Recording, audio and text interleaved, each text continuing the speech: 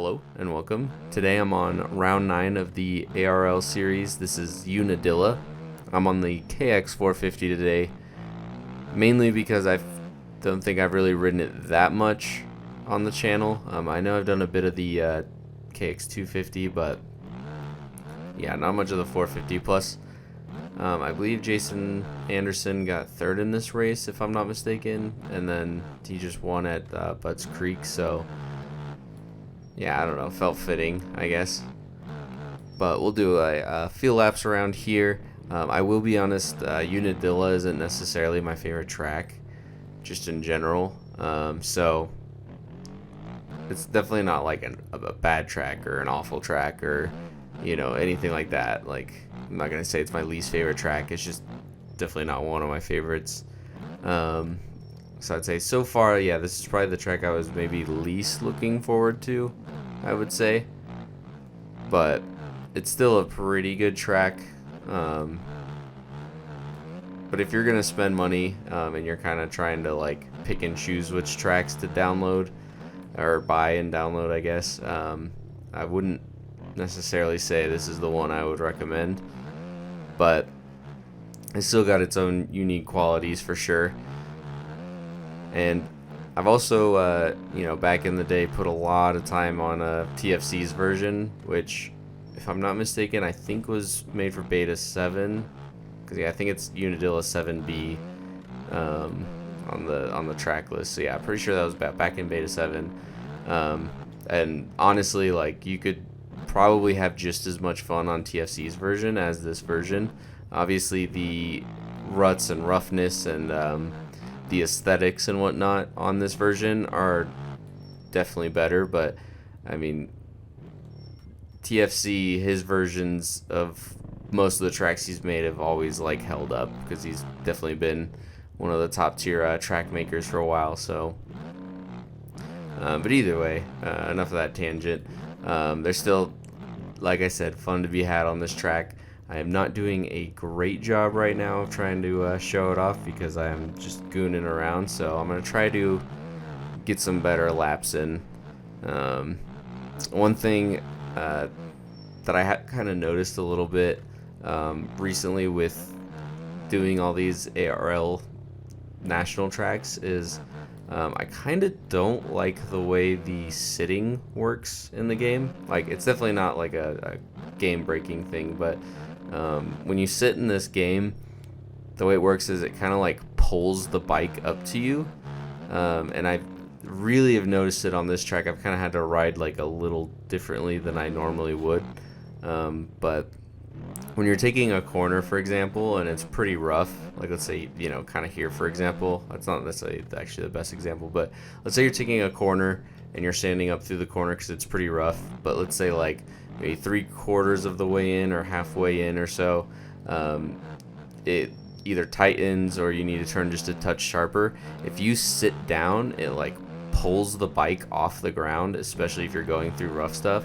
and so you kind of like lose traction briefly, and it's an easy way to really mess up a corner. And for some reason I feel like on this track, we're gonna go a bit long. Yeah, this is one of the parts right here where you definitely want to make sure you land standing up, because it's like off camber, so if you're sitting down it's very easy to just wash out the front or rear tire depending on how you land. But anyway, yeah, so I kind of noticed that. Ooh, that was weird. That was just a normal kick though from sitting down and hitting a big bump. But yeah, so if you're going around a corner, like let's say there's outside or something, and I'm coming around and I sit down halfway through, it like pulls the bike off the ground, I guess. And it's pretty hard to control. But yeah, for some reason I've definitely noticed it before, but it hasn't been that big of an issue. But for some reason on this track, I feel like I keep struggling with it. Also, this uphill here is pretty brutal, especially I've not tried this track on a 250. I just went for the 450, but I feel like especially with the 450 though, just because you do really have to think about your throttle management. Very easy to just give it a little too much for sure. I do like that jump. That step up is pretty fun, actually. I don't know what it is. It's just so smooth, and you can get a little bit of like style on there with a whip or a scrub. Feels sick. So yeah, there's definitely some pretty good quality parts of this track. It's just, I don't know, for some reason I don't find the track itself necessarily all that interesting. But yeah, still definitely a good track. But I'll try to put in a somewhat fast lap. Hopefully I don't throw it away. I do feel like this track's easy, but it's kind of like it's like easy but in a hard way. I don't know how to explain that. It's like you feel way more confident riding the track because it's, you know, fairly easy and, I don't know, pretty quick the way it's laid out. Yet it can catch you out fairly easily, or at least for me.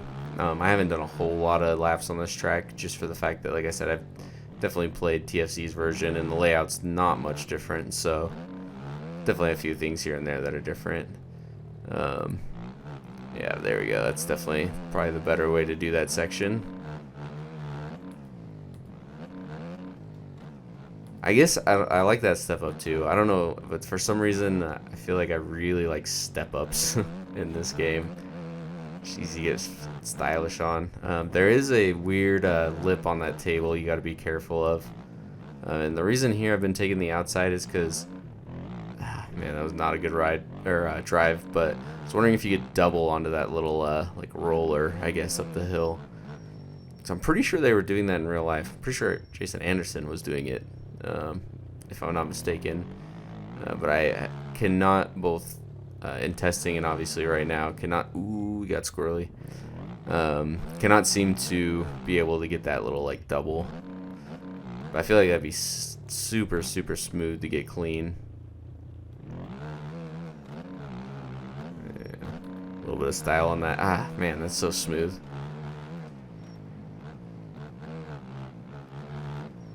I will say it's probably one of my favorite like doubles so far out of all these tracks. That thing's sick. Alright.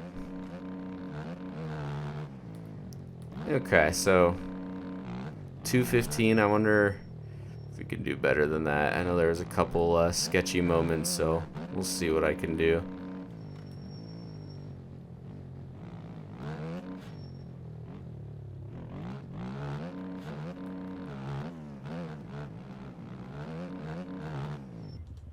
Try not to get too sketchy. Kind of blew out of that rut a little bit.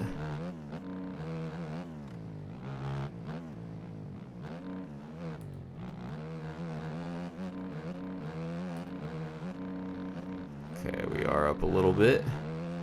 That could have gone poorly if I would have lost the front there. I don't know if that far inside or the one right next to it is like the middle line, I guess. I don't know which one's faster. Probably shouldn't have hit that inside there, but oh well. We didn't really lose a whole lot of time. I feel like, yeah, trying to stay as low as possible on that little hump there. There we go. That's a little better of a section. And I'm just going to take the inside here instead of going to the outside trying to pull off that double. There we go. We gained a little bit of time by doing that. I kind of wonder, I might try to go the outside and carry my speed. I don't necessarily know if that was the right decision there, but we still haven't lost a bunch of time, so we're doing pretty well. Gonna take this inside. We fell out of it a little bit, but that's all right. Again, get all stylish on that, super smooth. And here I just like to stand up the whole way, but that's actually a perfect corner to demonstrate that issue I was talking about of sitting down mid-corner when it's rough.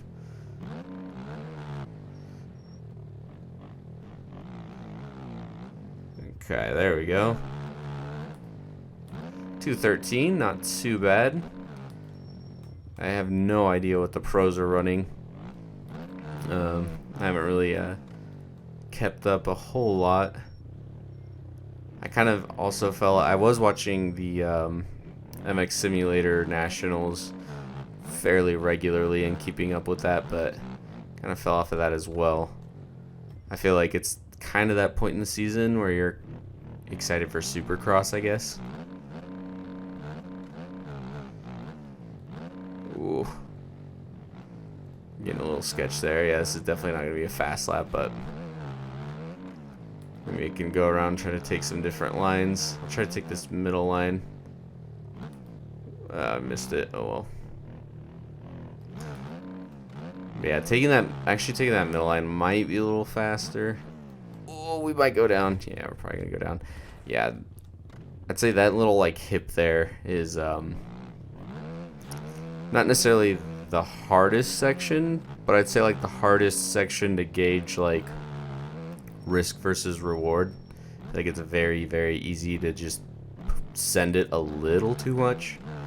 There's like a very fine line there. And this is going back to talking to TFC's track.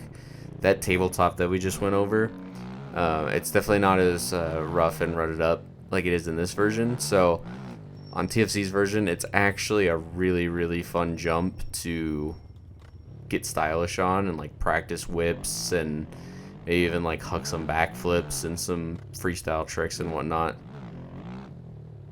So that is another thing to note. If you want to, I don't know, just work on some like air control and random stuff, TFC's version of this track is a good spot for that. Over that tabletop, highly recommend. All right, we are. Let's see. I mean, we're about to finish up this lap, and we did run a kind of fast lap, so I'll probably wrap up the video after crossing the line. But yeah, definitely this. Even though like I said, I was a little burnt out on the pro scene of this and MX Simulator, I am still all in as far as the actual motocross season goes. Because yeah, Chase Sexton and Tomac are just on another level, and they are making it very, very interesting. It is a very good battle to watch, so I'm very excited to see what happens. But again, me being a Tomac fan, I hope he can pull it out, but Chase Sexton honestly seems like a pretty chill dude. Just not at all a fan of those glasses he was wearing. Not the like hippie round ones, but the like goggles, sunglasses. I don't really know what those are called, but those are very, very ugly in my opinion. But yeah, we'll go ahead and wrap up the video right here before I keep mumbling and ranting about my my opinions on sunglasses. So I hope you enjoyed this video, and if you did, a thumbs up would be awesome. And until the next one.